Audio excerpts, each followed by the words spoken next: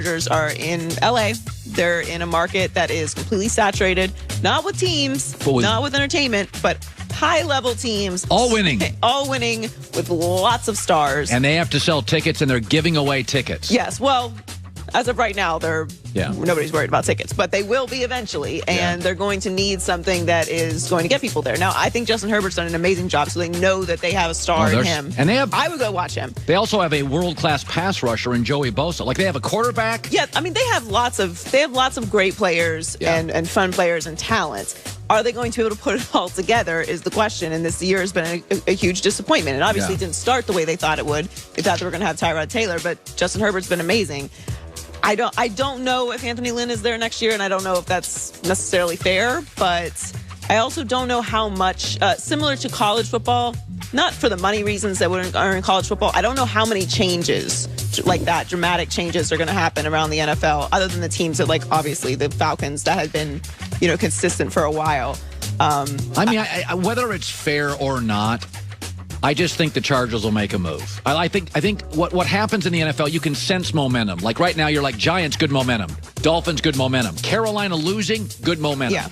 Yeah. Chargers, bad momentum. And I think when you have bad momentum, you got to move off it. Like Bill O'Brien won a lot of division titles, but when it started this year, 0-4, you're like, okay, Bill was winning, and we knew he wasn't a good GM, but the momentum turned, and, Dave Wanstead always says this. You can lose a game, you can't lose a locker room. Yeah. And if you start losing these close games after a while, you start losing the trust, the momentum. Well, it just becomes a self-fulfilling prophecy after a while.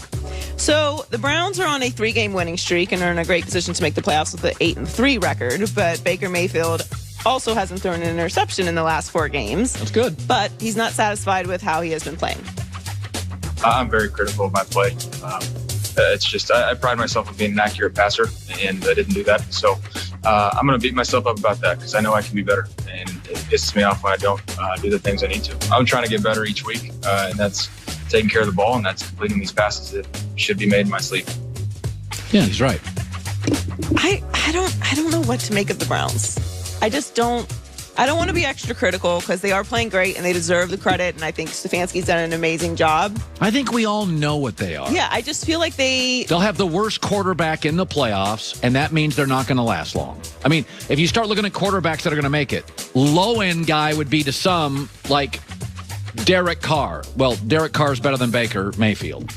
Like right now, by far. I just feel about them the way that I feel about the Titans, but I feel better about the Titans than I do about the Browns. Yes. They go as their running game goes, both these teams. But if they have to rely on their quarterback, I'm going to trust Ryan Tannehill more than I'm going to trust Baker Mayfield. And that's absolutely what you should do, because Ryan's a better quarterback. And this is not a shot at Baker, but I think actually, almost more than any team, I think we know what Cleveland is. They have to play a certain way to win.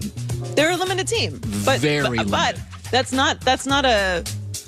just an evaluation. Like, everything's not a criticism. That's just an evaluation of what they are. Yeah, that's what they are. They should be completely happy with. They should be thrilled with this season. They're having an amazing season, and Stefanski is completely righted the ship there. And it seems like he is finally establishing a culture in Cleveland, when nobody which is yaps. what they needed. Yes, they don't talk. They're not chatty all the time. They're exactly what Cleveland should be. Yeah. Joy with the news. Well, that's the news. And thanks for stopping by. The Herd Lie News. And it's really funny with Baker, because when Baker came into the league, everybody compared him to Drew Brees. And I'm like, no, Tua is Drew Brees, but Baker's not that accurate of a thrower. I didn't buy it. I watched Oklahoma and Baker play Georgia. And I'm like, when rushed, he's not that accurate of a thrower. I compared him to Case Keenum. And everybody said, whoa, it's unbelievable as a shot at Baker Mayfield. Case Keenum won like 11 games in Minnesota when he had a very conservative run-first coach and Kevin Stefanski as a coordinator with a bunch of good offensive pieces around him. That's what Case Keenum did. That's what Baker's doing. He is Case Keenum. Now, I think he has a better, stronger arm, but he's not any better athlete. He's not any bigger. I don't think he's been any better at the line of scrimmage. This was my prototype. So Stefanski took Case Keenum. He was the offensive coordinator, and they had a bunch of good pieces, right? And they won like 11 games, and they were a playoff team. But you always felt there was a real ceiling. This is exactly what Stefanski has done. He's created this running game. There's a very low ceiling, but you have a coach that, Minnesota doesn't yap a lot. Browns don't yap a lot. It's a very solid culture. And I always felt with that Case Keenum team, I'm like, fun, but, not going to go to they can't win multiple playoff games. And that's what I feel about Cleveland. Peter King in about 10 minutes. This is interesting to me. So when you win in the NFL, it's like, remember that thing whiteout? If you were typing and they had whiteout, it's like LeBron's the human eraser. If you have problems, like LeBron just sort of erases all that. Winning is sort of the solution to all your drama and problems. The Miami Dolphins are winning. Tua, I just want to throw this out. In his first month as a starter, Tua was benched and got hurt. Nobody's talking about it. He got benched and he got hurt. Hurt in high school, hurt in college. Oh boy, hurt in the pros. And his passing totals for Tua in the first 4 games are 93 yards, 248, 109, and 83. Or is it 169? He's averaging under 150 yards per start. And whereas there's a lot of wow with these young quarterbacks. Kyler Murray's legs, wow. Lamar Jackson's speed, wow. Josh Allen's size and arm, wow. Justin Herbert's arm and everything, wow. With Tua and like a Dak Prescott, it is, well, they're winning. And that's something. But Miami is in a very interesting place. And I want you to, for a second, you're Brian Flores. You run the team. So by April, late April, the Jets are going to have Trevor Lawrence. Wow. The Bills already have Josh Allen. Wow. And Belichick's the best coach in football. You will have Tua. And Tua's strengths, and this is not arguable, the 2 things we know about him at every level: accurate and he gets hurt. Now, accuracy matters. It is something. And Brian Flores may be thinking, hey, my defense, I'm a better defensive coach than everybody in this league except Belichick. I just want an accurate guy who doesn't turn it over. I want Drew Brees. I don't need wow. I don't need massive arm. But it's a very interesting situation because Miami has Houston's first-round pick, and Houston just lost their wide receiver and corner to PEDs. So Houston's going to be really bad for the next month, despite Deshaun Watson. What does that mean? Miami may have the 5th or 6th pick in this draft.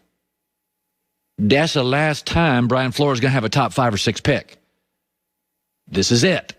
And it is a awesome quarterback draft. This is why I believe you play Tua. You're not going to have the 5th or 6th pick in the draft. Brian Flores is too good of a coach. He's built too good of a defense. They got too much momentum. And they're getting more. I mean, they have draft capital, endless draft capital. So it's a fascinating place. Does